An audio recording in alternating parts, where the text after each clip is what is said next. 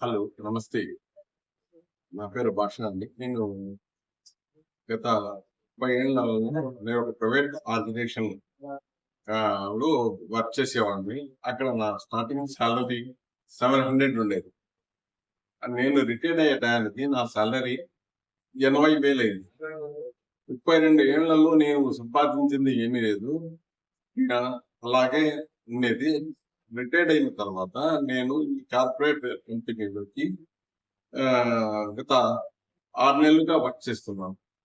నేను ఒక వ్యక్తి ద్వారా ఈ కంపెనీలోకి నేను ఇంట్రొడ్యూస్ అయ్యాను. ప్లస్ ఆహ్, వాళ్ళ ఫి వెంచర్స్ చూసాము.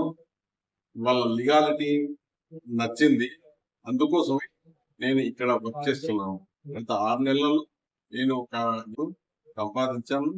మళ్ళీ మన మనకు